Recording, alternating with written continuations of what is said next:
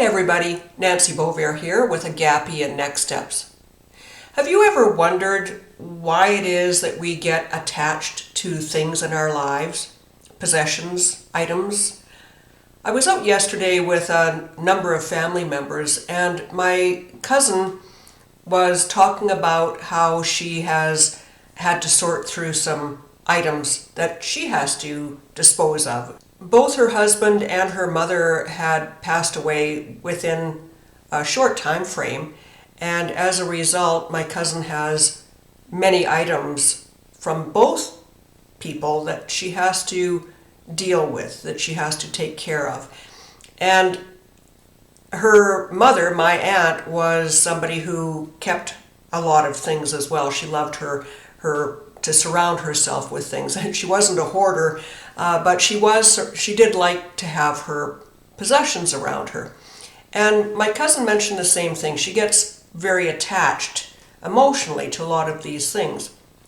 And it got me thinking about this process, especially when she said that she realized when she was dealing with these things that she needed to do it, not just for herself, but also for her son, because her son is very much like her, and she very graciously said that she did not want him to have to go through what she's going through with the emotional pain, the emotional distress of having to go through each of these items and donate them, give them away, throw them away, whatever you have to do with them.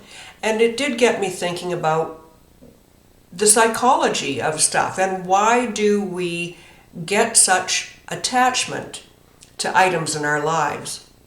Now, I know that we all do it at some level. Some of us do it more than others, and this does not include hoarding. Hoarding is actually a psychological disorder that does need professional help. That is in opposition to what I'm suggesting here, which is how we create these attachments to things. And there's a number of reasons why we do that. A lot of it is the psychological attachment that we have. It reminds us of a time in our lives or of a person in our lives. And we also get a lot of these things, often they're gifted to us, and we hold on to things even when things in our lives have changed, and maybe they're not even something that fits into our lives now, but out of guilt or out of memory or whatever reason, we hold on to these items, even when they actually serve no other purpose for us. Now, some of us, I know I have moved a lot during my life, and as a result, I have purged many times. I recognize that I do still have attachments to some things. You'll see some things in the background of my video, for instance, and I'm holding on to them, and I look at them from time to time and I think, why am I holding on to those still? And I think it is those emotional attachments. You remember a different time, you remember the people who gifted you those items. So it makes me wonder how much of this is healthy and when does it become something that can create issues. And it made me start thinking about how this integrates with my business of NEXsteps, which is helping people as they are going through the process of aging, make sure that they have everything in place. A lot of people, when they have to downsize or move into a seniors facility, or they become ill or have to be placed into a facility because they can't take care of themselves any longer, there's still the attachment to things. It's a very difficult thing for people to do, especially when they're downsizing. They have all of their memories of their families, and it can be very daunting for them to take a look at what they have in their homes when they're having to downsize to move into a smaller space or move into a seniors facility. And that's where family can really help take some of that burden away.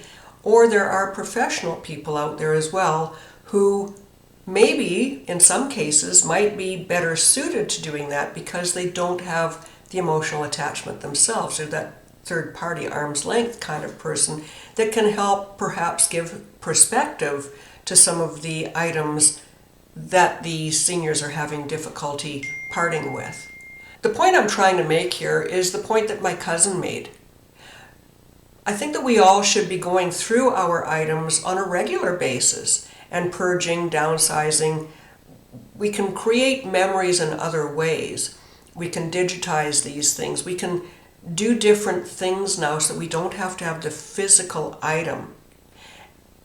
And not only does it help clear your space now, but it also prevents that task for your loved ones if something was to happen to you and they were left with having to deal with the emotional issues having to do with a death or an illness of a loved one, coupled with having to take care of downsizing possessions. It's kind of like a double whammy. I have put an article on my website about the psychology of stuff, and I'd like to invite you to hop over to my website, agapemarketing.com, and take a look at the article that goes into a little bit more depth about this topic. Thanks very much. I look forward to talking to you about the next subject. Bye for now.